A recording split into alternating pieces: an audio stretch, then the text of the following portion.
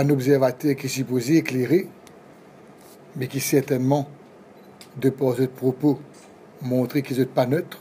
C'est par exemple quand le leader de l'opposition vient cause d'un budget menti. Ce n'est pas du tout ça. C'est un budget bien réel, avec des mesures, comme Mme Sosie dit, positives, intéressantes, plus atroces, nous besoin dire en termes d'analyse, le propos de l'ancien leader de l'opposition, qui lui dit que c'est un budget nul.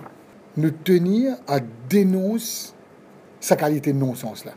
Et la malhonnêteté de certains membres de l'opposition qui finalement conduisent comme des ponces petits. Ça va me dire là, je suis prêt à tout pour saboter le pays.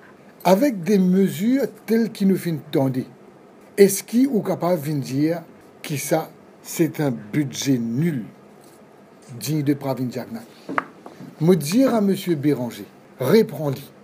Parce que s'il vient dire que ce budget-là est un budget nul, il peut insulter tout ce bande du monde pauvre qui, aujourd'hui, pour gagner une lacase avec les 6,8 milliards d'euros que le gouvernement peut mettre pour gagner une lacage pour ce bande du monde-là. N'a pas laissé ce bande du monde-là venir cool nos pays avec une critique fausse. Tout le monde raisonnable, bien trouvé, qu'au fait, c'est un excellent budget. Et nous montrons un budget qui Xavier Duval fin faire, Paul Raymond Béranger fin faire, qui paye la comparaison. Ce budget pas arrive à la cheville du budget du Premier ministre et du ministre des Finances. Dans une seconde analyse, enfin, une pseudo-analyse, Duval dit comme ça, le budget ne contient aucune mesure pour permettre à Maurice d'atteindre le niveau des pays à revenus élevés. Business Mauritius. Ce sont ce qu'on appelle les captains of industry. L'idée est comme ça que le budget va dans la mouvance d'une économie qui souhaite devenir un pays à revenus élevés. Il ne faut pas croire que M. Duval est un imbécile. Il y a un expert comptable, il fait le ministre des Finances.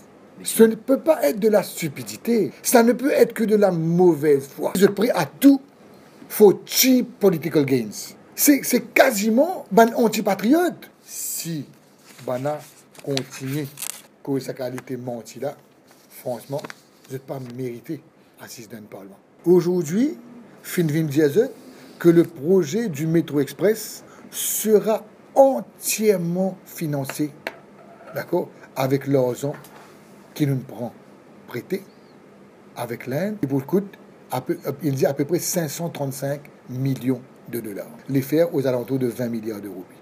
Et nous sommes loin des 31 milliards d'euros qui l'alliance malpropre de Béranger et de Ramboulam tire de signer avant l'élection générale de 2014. Je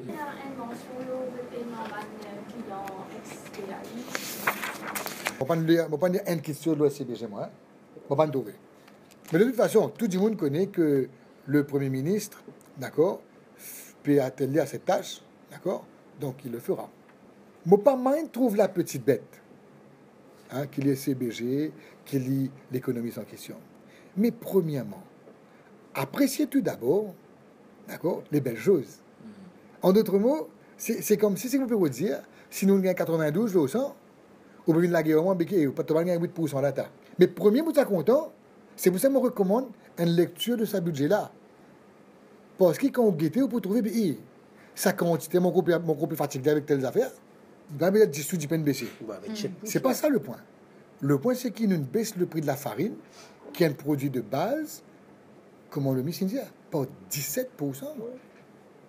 C'est très rare qu'il y ait une baisse de cette ampleur.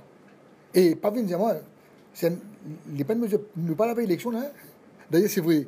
Non déplaise, je trouve un autre parlementaire qui peut dire de l'opposition, évidemment, qui disait qu'il va dire pour annoncer l'élection là.